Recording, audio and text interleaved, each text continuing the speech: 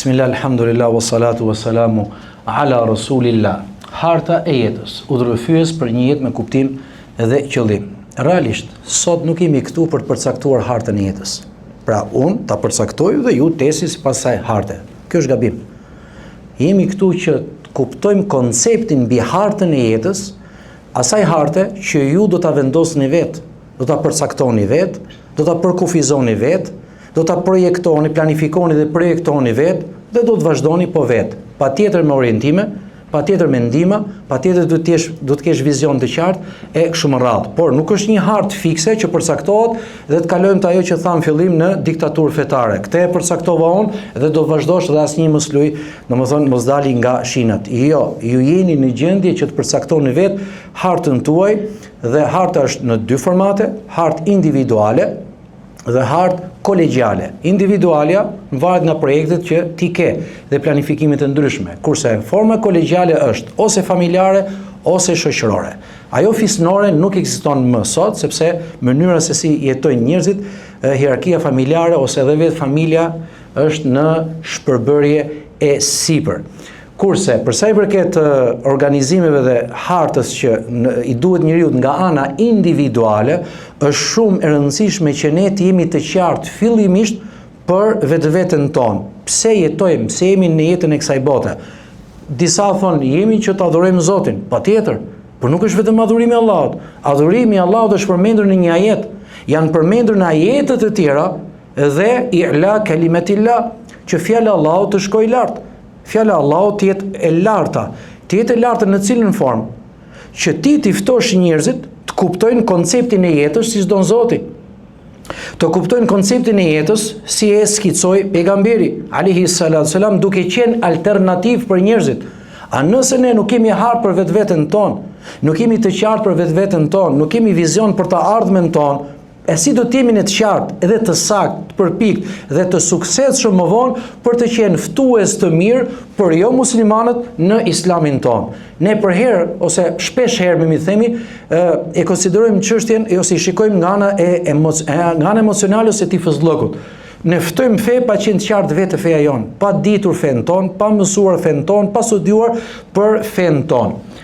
Atëherë, harta e çdo njeriu përcaktohet duke qenë i qartë në parime dhe konceptet e jetës dhe arsyes pse jeton, domethënë atë që shkurtimisht unë thash. Tani dëgjoni me vëmendje. 4 pikat shumë të rëndësishme. Llojet e njerëzve. Lloji i parë, kategoria e parë, ata që orientohen nga të tjerët. Llojet e njerëzve, ata që orientohen nga të tjerët dhe zhvillohen gradualisht duke imituar, pra nuk prodhojnë vetë. E dyta, ata që presin t'u vijë rasti dhe nuk ndërmarrin veprime konkrete vetë. Rrin aty. Kur t'i vijë rasti, mendon se do shfrytëzoj rastin dhe do bëj diçka. E treta, ata që nuk besojnë në aftësitë e tyre dhe jetojnë të përhumbur. Ty Allahu ka bërë krijesë inteligjente, ti je i bindur për këtë. Por çfarë ndodh? Ti nuk beson në aftësitë tua, ose nuk don të zbulosh inteligjencën tënde ose aftësitë që ke. Mirë po ekziston kjo lloj kategorie. Dhe e katërta janë novatorët. Ata që vinë me mënyra, metoda dhe ide të reja dhe prodhojnë vetë, nuk presin raste, por i prodhojnë vetë rastet. Këto të katër që i lexuam, i jeni të qartë paktën në kuptim?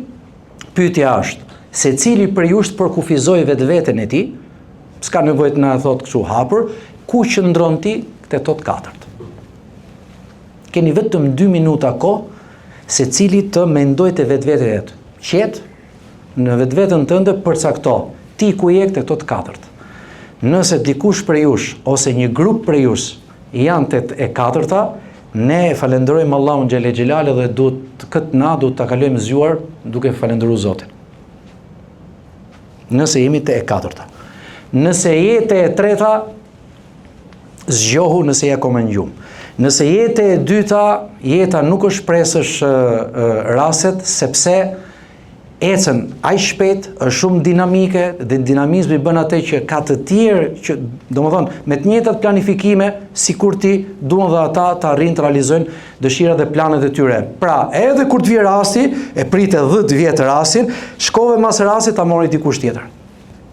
Prodhoi vetë rastet, s'ka nevojë tjerë të marrin atë rast që të doli. Apo jeta e para, ata që orientohen nga të tjerët dhe zhvillohen nga e para, kategoria e parë, ka shumë njerëz faktikisht, të cilët mendojnë se janë zgjuar sepse kopjojnë të tjerët, imitojnë të tjerët.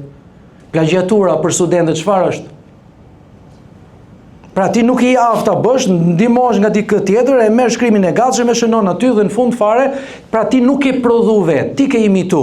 Edhe të imitosh nuk është gjë e keqe në fund fare, pra ka një lloj zgjuarësie, por nëse don të jesh dikush në jetë, duhet të jesh kategoria e katërt. Unë ju lash 2 minuta kohë që ju të kuptoni ku jeni në këto 4 kategori.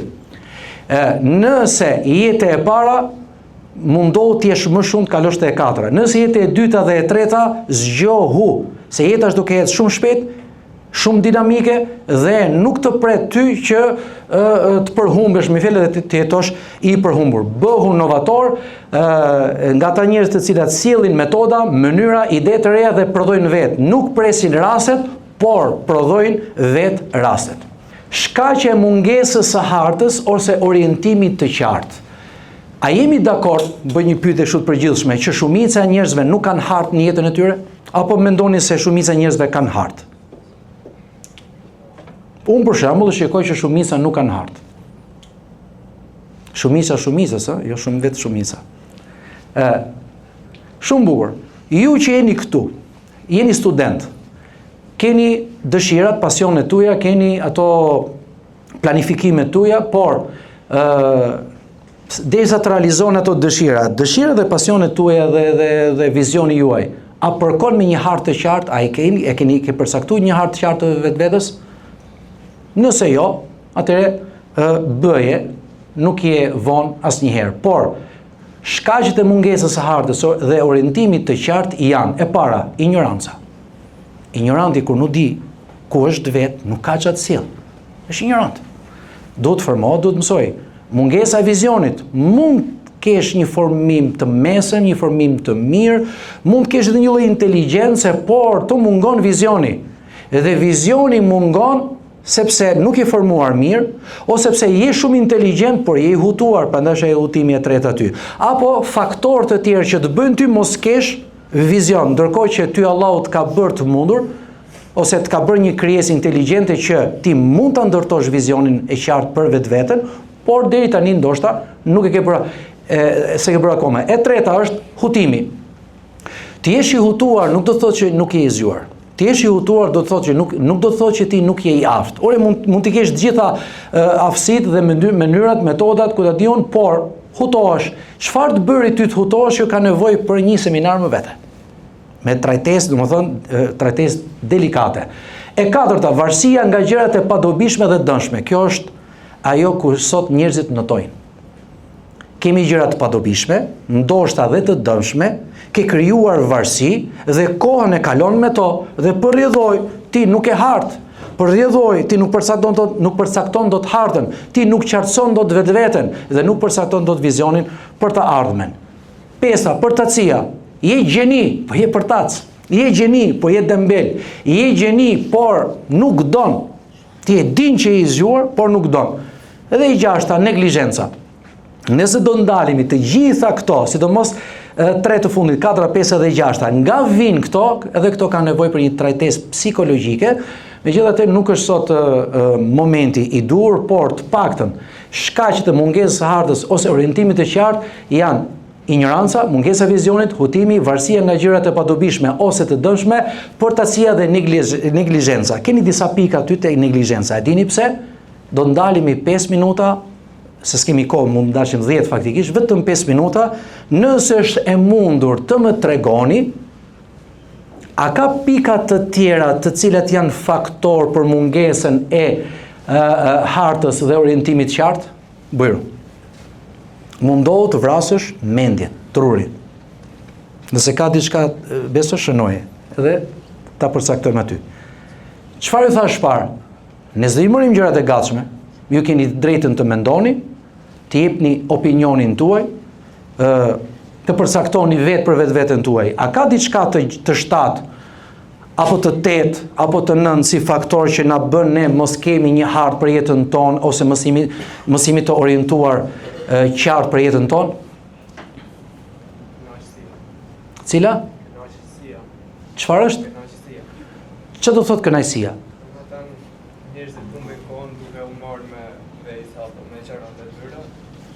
Shënoj. 7. Kënaqësia. Pra, të dhënit pas kënaqësive, dëshirave dhe pasioneve. Urdhëro. Shënoje, mendimësia. Mendimësia, shiko, ka dy tehe. Mendimësia të bën që ti të përsaktosh një hartë. Mendimësia të bën mos ta përsaktosh hartën. Po si është e mundur? Po është e mundur. Mendimësia dhe arroganca që ke, të vjeni natë pse tjetër është i qartë dhe ti mos kesh qartësi, nuk e ul do të vetë dhe do të dalësh më mirë se ai dhe përcaktove hartën. Në rregull? Mund të ndodh edhe e kundërta. Mendimësia mendon se ti me mendimësinë që ke, jo ti vetë, po shembull, ti me arrogancën që ke mendon se je në rregull dhe s'ke nevojë për gjëra shtesë. Vjen dhe e kundërta. Tjetër. Mungesa e vullnetit, kemi neglizhencën për ta cilën aty futet e. Si? Ambienti. Ky është një ambienti dhe rrethanat. Ky është një përgjigje që është dhënë nga studentët në Durrës. Pra, dolëm në 2 pika të përbashkëta. Alhamdulillah. Shënoje. Kush ishte? Urdhëro. Shoqëria e keqe. Në rregull. Shënoje. Shoqëria e keqe. Shoqëria ndikon që mos jesh i qartë në vetveten tënde. Shkon 5 minuta, shkon duket. Urdhëro. Siguria në fësit tona. Ja, kur përmenëm. E përmenëm të kategori që ishte përpara. Pra siguria dyshimi në aftësitë tona. Dyshimi në aftësitë tona. Ne dyshojmë, a jemi të aftë apo jo? Ja dalim apo jo? Në rregull. Allahu të shpërbleft. Çuna. Kishim përmendur 6 pika. Na dolën dhe 4 të tjera. A e kuptoni që Allahu xhele xhelalu e ka bërë natyrën njerëzore vërtet inteligjente, thjesht duhet vrasim mendin dhe ne mund të bëjmë diçka. S'duhet penalizojmë vetveten tonë, nga mendja jote mund dalin shumë gjëra të ndritura për vetveten tënde edhe për shoqërinë. Le të mjaftohemi me kaq se s'kemi kohë faktikisht, nga 6 na dolën 10. Dhe jam i sigurt nëse do t'i lejmë 5 minutë tjetër, mund na dalin 14, 15 e kështu me radhë. Vjedhja, hajdutëria vërtet është koha, energjia dhe vëmendja. Çfarë do thotë kjo? Çfarë do thotë të vjedhësh? Dhe kush quhet hajdut? Menjëherë mendja shkon tek një person, je në autobus ose në rrugë ose në radhë diku dhe fut dorën në xhep pa e ndier ti fare, ta mori 10.000 lekshin, ndoshta të merr dhe portofolin, ndoshta merr dhe kartën e bankës dhe në fund fare ti se kuptove mos mboti. Ti do marrësh masa që mos të vi një i dytë dhe rasti të përsëritet. Është e vërtet? Nëse mund ndodh dhe një herë tjetër, mund ndodhi mas 5 vjetëve kur ti fillon të hutohesh dhe harrove vjedhjen e parë. Kjo quhet ajo vjedhja që është trashëguar në qytetrime, në histori e deri më sot. Por vjedhja e vërtet është kur dikush vjedh kohën tënde apo energjitë e tua, vjedh dhe vëmendjen tënde dhe me këtë bëhet shkak që ti jesh i vënuar ose të penalizosh vetveten dhe në fund fare ti nuk mund përcaktosh gjëra dobishme fillimisht për veten, pastaj për tjerët jo. Çfarë do thotë kjo? Shiko, ti harxove kohën ose me disa njerëz, ose me disa gjëra, pra nuk janë njerëz, nuk janë pjesë e shoqërisë, por me gjëra të ndryshme që vërtet po të bësh një analizë të ka penalizuar në ditën tënde. Nëse të shkoj dita kot, duke harxuar kohën jo në formë efektive, çfarë ndodh? Ikën java. Nëse ikën java, shkon dhe muaj. Ikën muaj, shkon dhe viti. Ashtu kalon dhe jeta dhe në fund fare çfarë ndodh me njeriu? Shkon 30 vjeç, 40 vjeç, 50 vjeç, thot subhanallahu, sa fsi kam pas, sa raste nuk i shfrytëzova për çka kur bën analizën, bën një analizë fatkeqe. Përse? Sepse nuk ka rikuperim. Gjithmonë kur nuk ka rikuperim, njeriu kupton që është i penalizuar në jetën e tij. Pyetja është, Cilat janë ato gjëra, qofshin sende apo ku diun, dhe njerëz në formë shoqërie të cilat na marrin kohën tonë dhe përrjedhoj ne jemi të penalizuar. Të vetvetja në fillim, pastaj jemi dobishëm tek tjerët. Marrin dhe energjinë tonë, marrin dhe vëmendjen tonë. Ja, një shembull. E meriton ti, si një student i mirë që je, mund t'jesh dhe ekselent, që të marri kohën gjithë vel 6 orë trisht në celular duke pa çfarë ka thënë ky dhe çfarë ka thënë ai. Dhe e bukur është që aty ka njerëz të cilët në TikTok-u, për shembull, TikTok-u i famshëm, ndalin disa personazhe që ata duhet, domethënë, nuk e di se si duhet të është masa ndëshkimore që s'duhet dalin flasin fare, nuk duhet dalin, mirë po ai ta mori mendjen, ti mori energji, ta mori kohën, dhe në momentin që ti ka marrë këto treja, të ka marrë jetën tënde, dhe kjo quhet vjedhje. A pranon ti që dikush të vjedh? Jo, nuk pranon. Ne jemi të vjedhur çdo ditë. Çdo ditë, shikoje. Kush të merr këto, të ka marrë, pra të ka vjedhur të ardhmen tënde, qoftë njëri ose diçka tjetër, çfarëdo që është futur në jetën tënde. Janë shumë gjëra dhe shumë njerëz që futen në jetën tonë pa leje, sepse ne vetë kemi hapur derën, janë futur dhe në fund fare do të penalizojmë vetveten tonë. Faqja tjetër. Atëherë, për të kuptuar çështjen më mirë dhe për të përcaktuar një hartë ne për vetveten tonë, kemi nevojë për klasifikimin e gjërave që Besi i ka bërë ashtu të gjitha gërmat me njëra tjetrën. Atëherë, klasifikimi i gjërave në jetën e përditshme. Nëse ne do ndaleshim edhe do të manim çdo 2 javë, sikur tha Shpar moderatori, që çdo 2 javë keni takime, sikur çdo 2 javë të analizojmë vetëm këto të pesta, ajo do ju mjaftoj për 3 vjet, 4 vjet të radhës derisa të mbaroni fakultetin ose të mbaroni masterin apo doktoratën ku diun. Shikoj sa rëndësishme është klasifikimi i gjërave në jetën e përditshme, në të domosdoshme, të nevojshme, të dobishme. Dobishme do thotë nuk janë të domosdoshme dhe as të nevojshme, por janë plotësuese. Pra plotëson atë që është e nevojshme ose e domosdoshme. E katra, të padobishme dhe të dëmshme. Ndarja në 5 pika është shumë e rëndësishme sepse njerëzit kujtojnë se ndahen gjërat në dobishme dhe të padobishme. Jo, nuk ndahen gjërat kështu.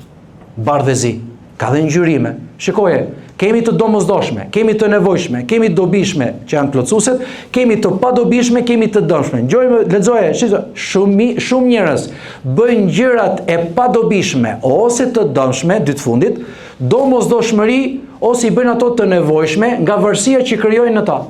Dhe kjo çon në humbjen e ekuilibrave dhe qartësinë e veprimeve.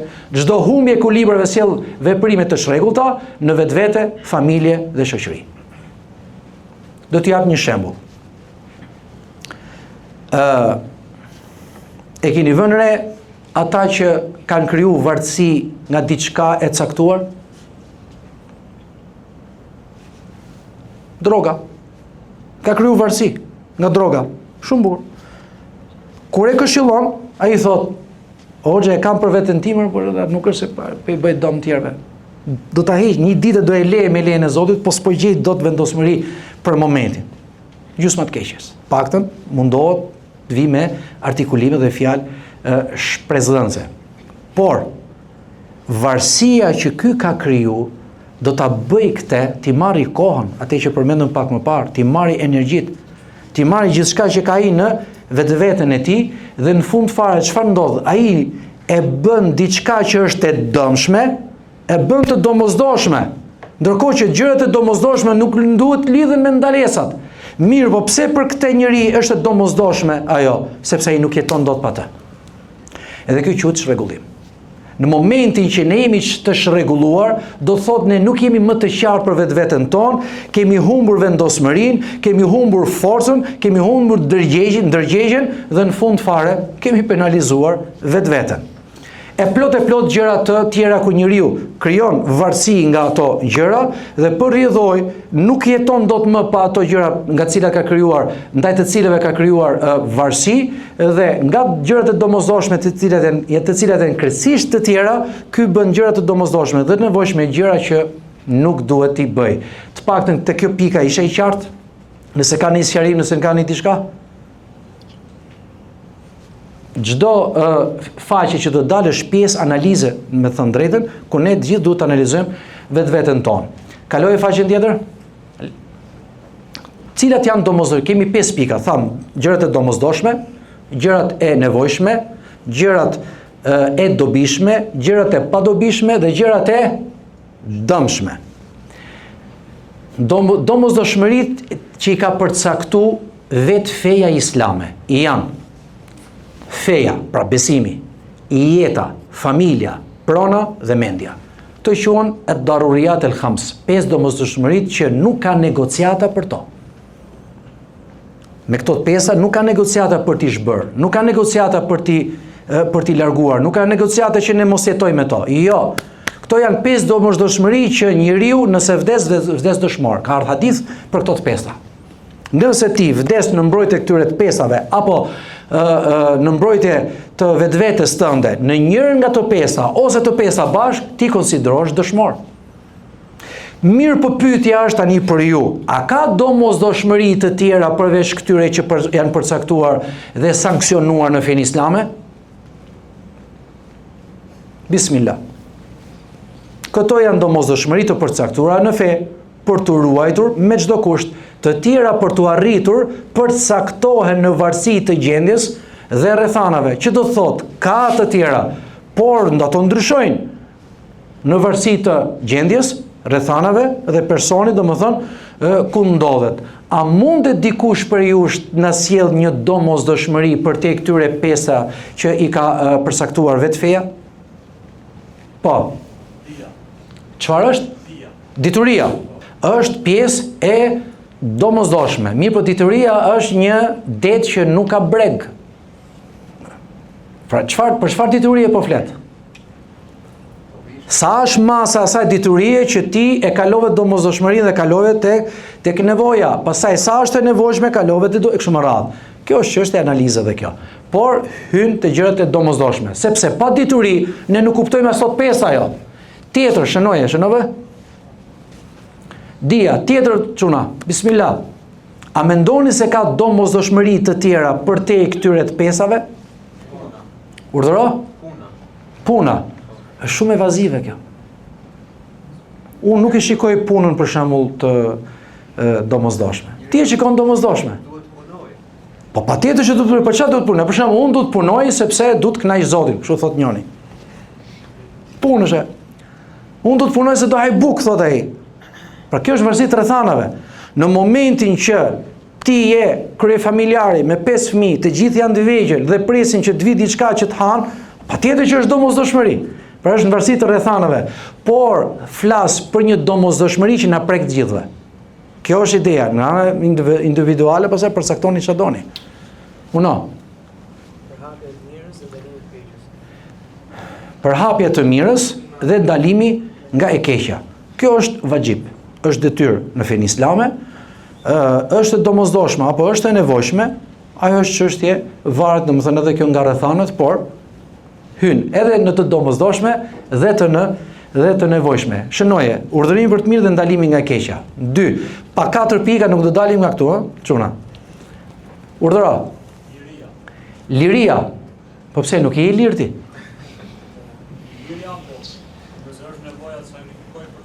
Jo, shiko. Ne tham, feja, jeta, familja, prona, mendja janë 5 domosdoshmëri që i ka përcaktuar shariati, feja islame. Në momentin që ti je i lirë dhe realisht sot je i lirë me demokracinë që ke, edhe pse jo tamam ashtu siç duhet, por për te këtyre të 5-ave, a ka një domosdoshmëri për muslimanët në jetën shoqërore, ndoshta edhe individuale mund ta përcaktosh, për te këtyre të 5-ave që ka përmendur feja? Martesa. Familja. Ruajtja e familjes, keni aty, ja ku është familja. Ruajtja e familjes dhe martesa futet tek familja. Familja është institucioni më i rëndësishëm shoqëror, prandaj është përmendur aty. Urdhëro. Nderi dhe krenaria. Po aty futet te familja. Futet tek nderi fetar dhe nderi familjar. Edukimi, shënoje, edukimi. Edukimi është diçka tepër e nevojshme apo domosdoshmëri? Ky është një debat që, shiko, në rrethanat ku jemi, a është e domosdoshme apo është e nevojshme? Shumica shikojnë nevojshme, por ajo është e domosdoshme.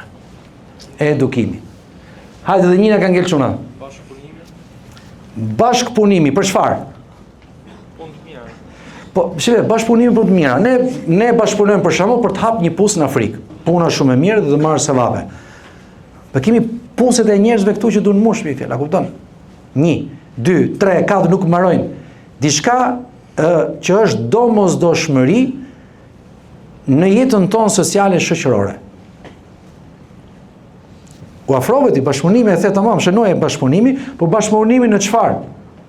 Do kalojmë në 5 pikët e para. Bashkëpunim për të rrit fen, bashkëpunim për të ftuar te feja, bashkëpunim për të pas një jetesë musliman të jetojnë me njëri tjetrin, si janë të hallëkatëm, bashkëpunim për të rrit familjen, e kështu me radhë. Aty do futet ajo. Në rregull. Pra nuk është Okej, do të mjaftohemi me kaq. Këto janë domosdoshmëritë. Ne e ndam në 5 pika. Domosdoshmëritë, gjërat e nevojshme, gjërat e dobishme, gjërat e padobishme dhe gjërat e dëmshme. Gjërat e padobishme dhe gjërat e dëmshme dallojnë nga njëra tjetra edhe pse shumë njerëz i konsiderojnë njësoj. Çoje, mos harroni këtë. Këto janë domosdoshmëri të përcaktuara në fe për të ruajtur me çdo kusht. Pra nuk ka negociate tek këto të pesa dhe në varësi të rrethanave këto që ju përmendet. Të tjera për të arritur përcaktohen në varësi të gjendës dhe rrethanave, ashtu sikur ju përcaktuat 4 të tjera për te atyre që përcaktoi shariati. Gjërat e nevojshme, kemi arsimin, kemi edukimin, kemi ekonomin. Çfarë thotë Ebu Bekri radhiyallahu anhu? Ibadetet i bën për Zotin tënd, për ahiretin tënd kur takohesh me Zotin. Wala khayra fi rajuli la dirham lahu. Nuk ka mirësi tek ai njeriu i cili nuk ka parë. Ebu Bekri ka thënë këtë. Është fjalë e madhe, është fjalë madhështore. Përse?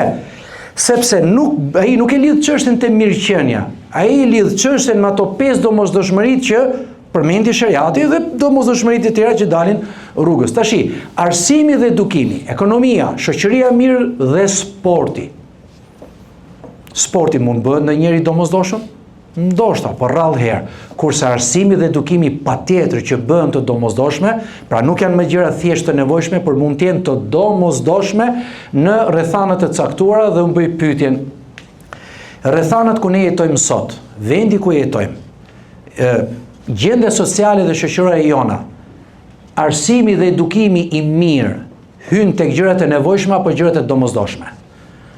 Kush mendon që janë të domosdoshme, mundësisht të ngrej dorën.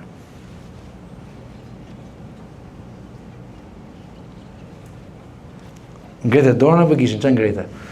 Okej, kush mendon se janë të nevojshme? Në rregull, shumica janë të domosdoshmëria. Kjo është shenjë e mirë, alhamdulillah. Edhe pse ato futen, domethënë në parim, janë të gjërat e nevojshme dhe tepër të nevojshme. Ekonomia gjithashtu dhe shoqëria e mirë sot është e nevojshme apo domosdoshme? Është e domosdoshme, patjetër. Dhe sporti që më tepër hyn tek tani, tek gjërat e nevojshme, a ka pika të tjera që mund t'i përcaktoni ju? Cilat janë gjërat e nevojshme të tjera? Vetëm 2 du, nuk du 4. Hajde çuna. Bismillah. Urdhëro? Infrastruktura, në çfarë? Në sidosh lëvizja e përditshme që bën njerëzit. Është gjithë mëshirë, vetë po gjithçka. Pa te ka bashkia, por se kemi ne. Ti mund thush, ngritja ose formimi ose realizimi një infrastrukture të jetesës islame, ku ne të jetojmë me njëri tjetrin. Kjo nuk është më e nevojshme. Parim është e nevojshme, por ne nuk jemi në Bagdadin e Abasive dhe as në Damaskën e Omejadve, apo në Medinën e pejgamberit alayhis salam, që kjo infrastrukturë ishte nevojshme jo aq shumë, domethënë. Sot e kemi domosdoshme. Ne nuk jetojmë me njëri tjetrin. Ne nuk I qajmë hallet me njëri tjetrin. Ne nuk projektojmë me njëri tjetrin. Nuk kemi një vizion të përbashkët për të ardhmen e përbashkët. Sfidat I kemi të përbashkëta dhe mbrohemi nga sfidat në formë individuale. Pra, ngritja e kësaj infrastrukture për një jetë islame të përbashkët nuk është më nevojshme, por është e domosdoshme. E kuptoni tash në varësi të rrethanave se si kalojnë gjërat e nevojshme në të domosdoshme e kështu me radhë. Shënoje, s'ka problem, edhe pse e tha vllai, infrastruktura për një jetë islame të përbashkët, se për infrastrukturën e qytetit dhe me rrugë të mira e kështu me radhë, ajo është e nevojshme, kemi gjëra më të nevojshme se ato. Në rregull, do mjaftohemi me kaq. Pra, pse e sullon këtë formë për të kuptuar ndarjen nga gjërat e domosdoshme dhe të nevojshme dhe si bën këto të nevojshme të domosdoshme në varësi të rrethanave. Kaloj faqen tjetër. Tani, cilat janë gjërat e dobishme? Një përkufizim shumë I shkurtër. Çdo gjë plotësuese e cila nuk është e domosdoshme dhe as e nevojshme. Problemi ynë është se te kjo kategoria e tretë të gjërat e dobishme ne humbim kohën aq shumë, projektojmë për ato aq shumë, duke lënë më njanë gjërat e domosdoshme dhe gjërat e nevojshme. Përse? Sepse thamate nuk jemi të qartë për vetveten tonë, s'kemi planifikuar siç duhet për vetveten tonë dhe patjetër që nuk kemi as hartë për jetën tonë. Gjërat e padobishme. Gjërat e padobishme, çdo gjë e cila nuk është e ndaluar fetarisht, por nuk duhet, nuk të duhet, nuk ke dobi për saj dhe nuk është pjesë e plan programit, projektit apo kauzës tënde. Nëse ka kauzë, po të paktën dalin tek plan programi dhe projekti. Pra çdo gjë që Zoti nuk e ka ndalu, por në të njëjtën kohë nuk është ndaluar vetë, por nuk të duhet. Edhe kjo lloj kategorie sot pothuajse nuk ka përkufizim në jetën në praktik, në jetën e përditshme të njerëzve, nuk përcaktojnë dot cilat janë gjërat e padobishme. A më hoxha se nuk është ndaluar, a më buri dhe se na e ngjova sot në hutbë në xhami që kështu tha, pa më se këto janë ndaluar, çfarë po na bëni kështu? Në rregull, absolutisht. Vazhdoni. Por nga që nuk janë të dobishme, pra janë të padobishme, edhe pse nuk janë të dëmshme drejt për drejt, ato mund të bëhen të dëmshme. Në cilën formë?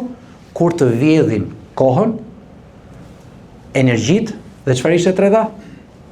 Koha, energjitë dhe vëmendje. Nëse këto treja ti marrin gjërat e padobishme, ajo nuk është më padobishme, është e dëmshme. Kjo është ajo çështje që ne duhet I klasifikojmë. Gjërat e padobishme kthehen në gjëra të dëmshme kur I keq menaxhon ose kur I bën zakon. Atëherë, bërja zakon e gjërave të padobishme vjen si pasojë e mospasjes plane dhe projekte. Ju dha shembull në fillim për këtë, domethënë, kush nuk ka plan program, projekt ose kaos do të jetë I vjedhur nga dikush apo diçka. E mbani mend skemin që tregova, cila është hajdutëria dhe vjedhja dhe hajnia e vërtet? Kur dikush I të vjedh kohën, energjitë dhe vëmendjen. Dhe kur lekët në xhep, mashallah të gjithë I të shkatët, nuk leni njëri ju fut dorën në xhep. Kurse kohën ju marrin, edhe energjitë ju marrin, edhe vëmendjen ju marrin dhe përrjedhoj ju marrin pjesë të jetës ose vetë I jetën. Këto janë pika që ne do ndalemi pak. Qartëso dhe përcakto hartën tënde, sipas pikave në vijim, klasifiko qartë gjërat, cilat gjëra në jetën tënde janë të domosdoshme. Merri këto, nesër, pas nesër, ndoshta dhe sonte, merr një blok dhe shënoj, cilat janë gjërat e domosdoshme në jetën time në varësi të rrethanave dhe gjendjes ku ndodhem. Cilat janë gjërat e nevojshme, cilat janë gjërat e dobishme, pra plotësuese dhe të padobishme, dhe në fund fare cilat janë gjërat të dëmshme dhe cilat janë ato gjëra që janë të padobishme por mund kthehen në të dëmshme. Dyta, përcakto plan program ose projekte konkrete apo kauzën tënde. E treta, ndaj synimet për t'i realizuar në plane afat shkurtër, afat mesëm dhe afat gjatë. Edhe përcaktimi afat shkurtër, afat mesëm, afat gjatë është dhe kjo në varësi të rrethanave se nuk ka diçka fikse. E ke diçka për 2-3 vjet, e ka 5 deri në 10 vjet, apo e ke mas 40 vjetëve. Për çfarë e ke? E katërta, shfrytëzo kohën në maksimum për realizimin e planeve dhe projekteve. Shoqërohu vetëm me ata që të ndihmojnë, kjo është më kulminantja që është fundi, shoqërohu vetëm me ata që të ndihmojnë në realizimin e projekteve dhe largohu menjëherë nga ky moment. nga çdo kush dhe nga çdo gjë që nuk të ndihmon në synimet dhe projektet e tua. Të gjitha skemat që nga fillimi deri tani, po ti marrësh, ti analizosh me vëmendje dhe ti japësh përgjigje sikur dhat për çdo grup pikash aty, dhat përgjigje ju nga ana jote. Do të thotë që shiko, ju nga ana juajme. Nuk është vetëm hoxha, apo mësuesi, apo psikologu, apo veterani, apo ku dim që kanë përvojë dhe eksperiencë në jetën e tyre, ata që din të përcaktojnë, edhe ju dini të përcaktoni.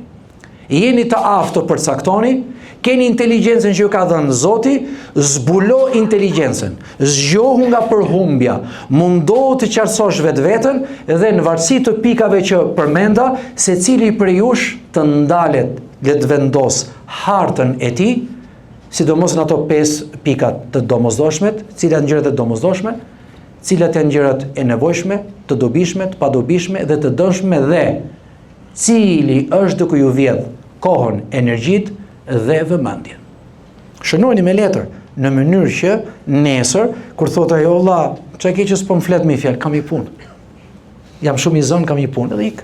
S'ke punë më atë. U kry çështja. Për ndryshe, asnjëherë s'ke për t'i bërë hart vetvetes, asnjëherë nuk do jesh i qartë dhe asnjëherë nuk do të jesh më vetvetja. Mos harroni dhe pikën e çon fakt të fillimi 1 2 3 4.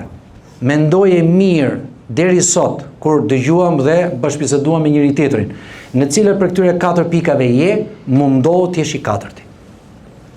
Sepse e meriton dhe realisht je i aftë dhe Zoti të ka dhënë zgjuarsi dhe inteligjencë. Mundohu të jesh i katërti, walhamdulillahi rabbil alamin.